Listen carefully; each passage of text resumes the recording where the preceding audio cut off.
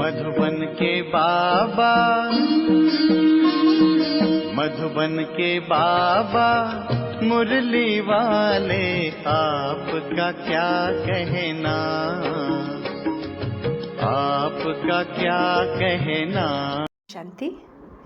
14 जुलाई 2024 के अव्यक्त महावाक्य सुनेंगे।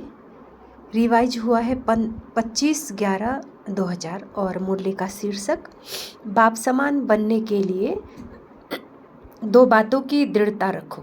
सम्मान में रहना है और सबको सम्मान देना है। आज बाप दादा अपने प्यारे ते प्यारे, मीठे ते मीठे, छोटे से ब्राह्मण परिवार कहो, ब्राह्मण संसार कहो, उसको ही देख रहे हैं।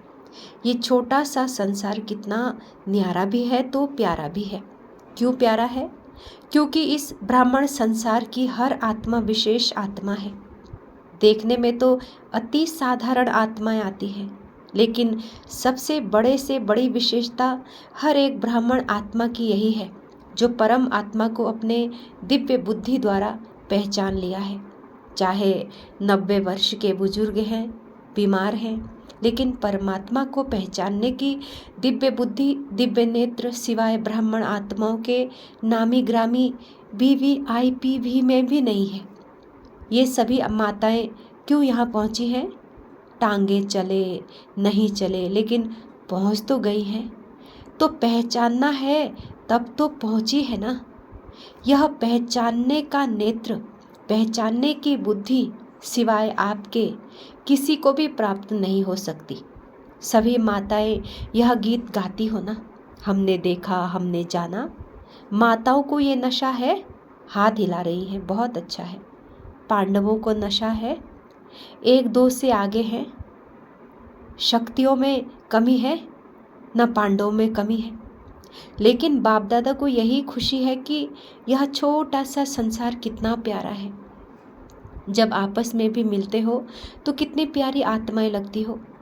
बाप दादा देश विदेश की सर्व आत्माओं द्वारा आज यही दिल का गीत सुन रहे थे। बाबा, मीठा बाबा, हमने जाना, हमने देखा, ये गीत गाते गाते चारों ओर के बच्चे एक तरफ खुशी में, दूसरे तरफ स्नेह के सागर में समाये हुए थे। जो भी चारों ओर के यहाँ साकार में नहीं है, लेकिन दिल से, दृष्टि से बाप दादा के सामने है। और बाप दादा भी साकार में दूर बैठे हुए बच्चों को सम्मुख ही देख रहे हैं, चाहे देश है चाहे विदेश है। बाप दादा कितने में पहुंच सकते हैं, चक्कर लगा सकते हैं। बाप दादा चारों ओर के बच्चों को रिटर्न में अरब खरब से भी ज़्यादा याद प्यार दे रहे हैं। चारों ओर के बच्चों को देख देख सबके दिलों में एक ही संकल्प देख रहे हैं। सभी नैनों से यही कह रहे हैं कि हमें परमात्म 6 मास का होमवर्क याद है। आप सबको भी याद है ना, भूल तो नहीं गए ना। पांडवों को याद है, अच्छी तरह से याद है। बाप दादा बार बार क्यों याद दिलाते हैं? कारण समय को देख रहे हो। ब्राह्मण आत्माएं स्वयं को भी देख रही हैं। मन जवान होता जाता है, तन बुजुर्ग होता जाता है। समय और आत्माओं की पुकार अच्छी तरह से सुनने में आ रही है। तो बाप दादा देख रहे थे आत्माओं की पुकार दिल में बढ़ती जा रही है। हे सुख देवा, हे शांति देवा, हे सच्ची खुशी देवा, थोड़ी सी अंजलि हमें दे दो। सोचो, पुकार करने वालों की लाइन कितनी बड़ी है।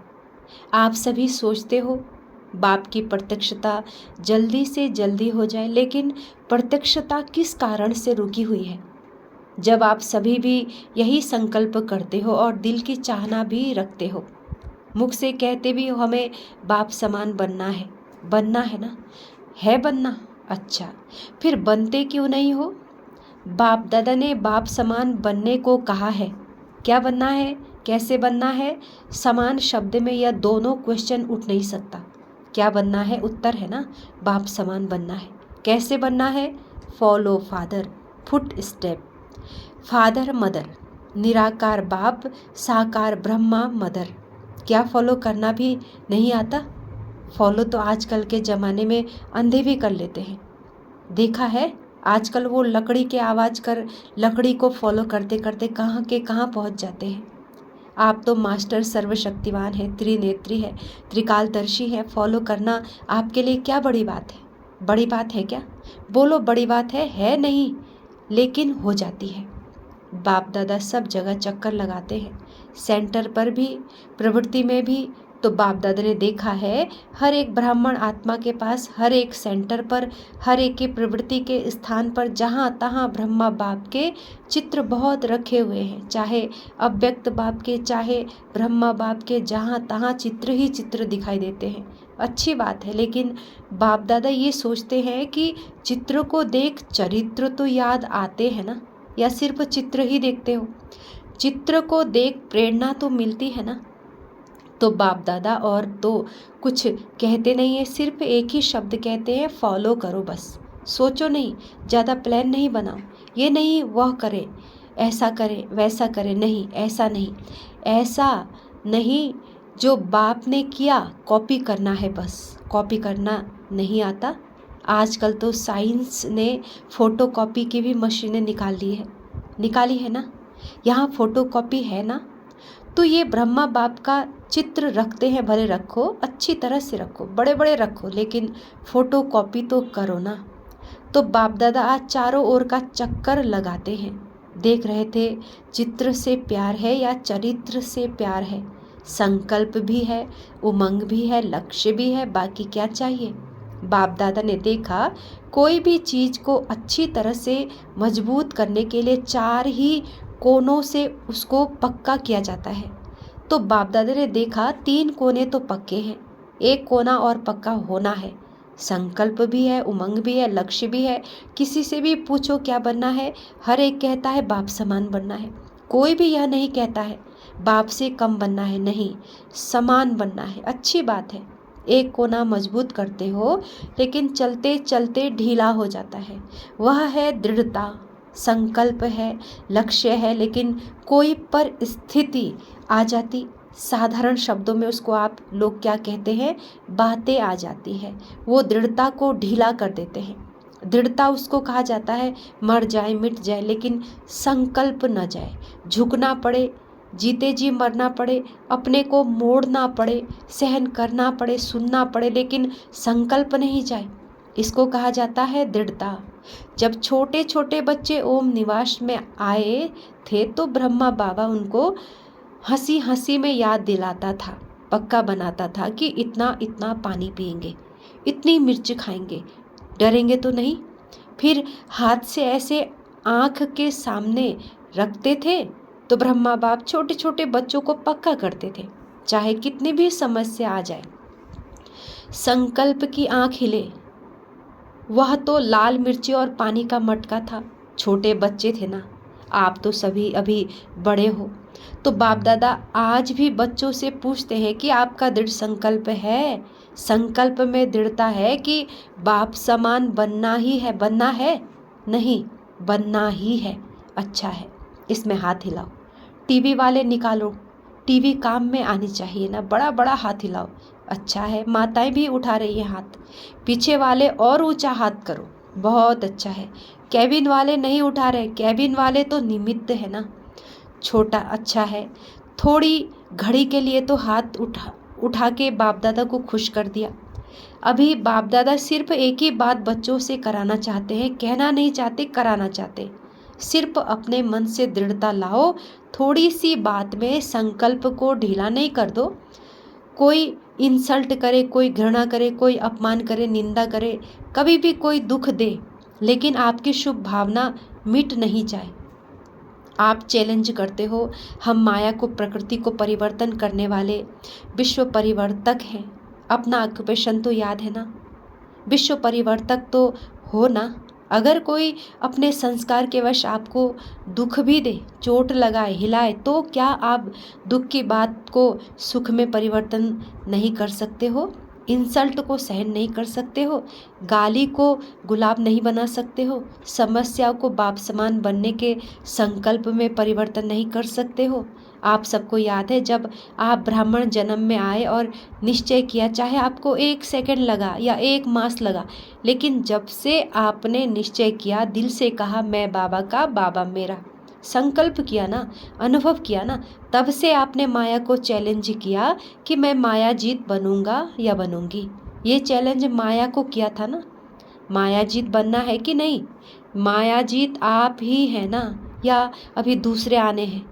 जब माया को चैलेंज किया तो ये समस्याएं, ये बातें, ये हलचल माया के ही रॉयल रूप है। माया और तो कोई रूप में आएगी नहीं। इन रूपों में ही माया जीत बनना है। बात नहीं बदलेगी, सेंटर नहीं बदलेगा, स्थान नहीं बदलेगा, आत्माएं नहीं बदलेंगी, हमें बदलना है। आपका स्लोगन तो सबको अच्छा लगता है, बदल के दिखाना है, बदला नहीं लेना है, बदलना है। ये तो पुराना स्लोगन है।